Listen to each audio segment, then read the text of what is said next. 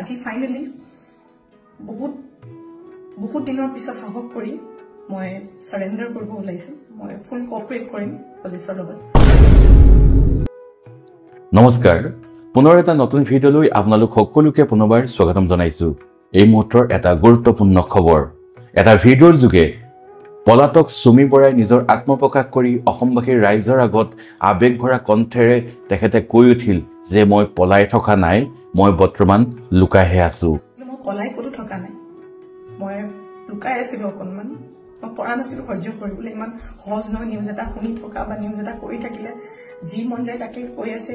আৰু ভিডিঅ'ৰ যোগে সুমি বৰাই ইয়াকো কয় যে ন্যায়ালয়ে মোক দোষী কৰাৰ আগতেই নিউজ মিডিয়াই মোক দোষী কৰি এতিয়ালৈকে ফাঁচি দিছে। সুমিৰ খং সংবাদ মাধ্যমৰ ওপৰত। ন্যায়ালয়ে মোক দোষী কৰাৰ আগতেই নিউজ মিডিয়াই মোক দোষী কৰি মোক এতিয়ালৈকে ফাঁচি দিছে। মোক অলৰেডি মই দোষী বুলি কথা কৈছে। সংবাদ মাধ্যমলৈ দুখ ঠেলি আজি আত্মপ্ৰকাশ কৰিলে পলাতক সুমি বৰাই। আজি আত্মসমৰ্পণ কৰিব বুলি ঘোষণা কৰিলে সুমি বৰাই। আজি ফাইনেলি বহুত দিনৰ পিছত সাহস কৰি মই সাৰেন্ডাৰ কৰিব ওলাইছো। মই ফুল কোঅপাৰেট কৰিম পুলিচৰ লগত। সংবাদ মাধ্যমে মানসিক হাৰাশাস্তি কৰাৰ অভিযোগ ৰিলছ অভিনেত্ৰীগৰাকীৰ।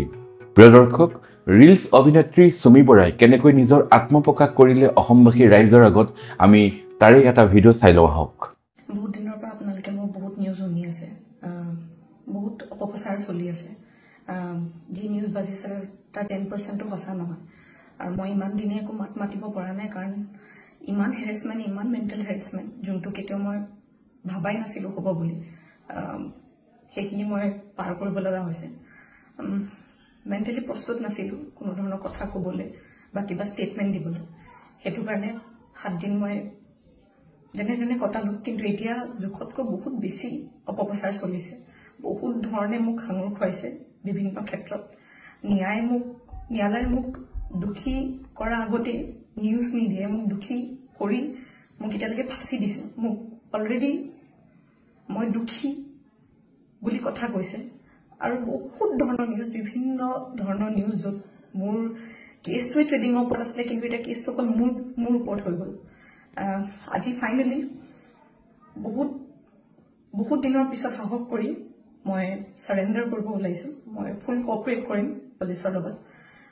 ইমান দিনে কৰিব পৰা নাছিলো। মই পলাই ক'তো থকা নাই, মই লুকাই আছিলো অকণমান। মই পৰা নাছিলো সহ্য কৰিবলৈ। ইমান সহজ নহয় নিউজ এটা শুনি থকা বা নিউজ এটা কৰি থাকিলে যি মন যায় তাকে কৈ আছে। কোনো ধৰণৰ তথ্য নোহোৱাকে কথা কৈ আছে। মই ভাবিছিলো ইমানখিনি কেতিয়াও নিউজ মিডিয়াই নকৰে, ইমান তথ্য নথকাকে ইমান নিউজ নবজায়। কিন্তু আজি মিডিয়াৰ ফলত মই আজি দোষী। গোটেই মানুহৰ আগত মোৰ মান সন্মান, মোৰ মা দেউতা, মোৰ পৰিয়ালৰ গোটেইবোৰ উলংঘ হৈছে। আৰু এতিয়া আৰু ধৈৰ্য ধৰিব পৰা নাই। চবৰ এটা সীমা থাকে। সেইটো কাৰণে আজি মই সাৰেন্ডাৰ কৰিম। আৰু মোৰ বিশ্বাস যে তথ্য চাই ন্যায়ালয়ে ডিচিশ্যন ল'ব, আৰু মিডিয়াৰ নিউজ চাই নহয়। চ' আজি মই সাৰেন্ডাৰ কৰিম আৰু মই ফুল কোঅপাৰেট কৰিম পুলিচৰ লগত। আৰু মোৰ বিশ্বাস যে যদি মোৰ সত্য হয়, মোৰ কোনো ধৰণৰ শাস্তি নহয়। প্ৰিয় দৰ্শক, সুমি বৰাই যেতিয়া আত্মসমৰ্পণ কৰিব, তাৰ পিছত অসম আৰক্ষীয়ে কেনেধৰণৰ ব্যৱস্থা গ্ৰহণ কৰি আমি পৰৱৰ্তী সময়ত আপোনালোকক আমি জনাবলৈ চেষ্টা কৰিম।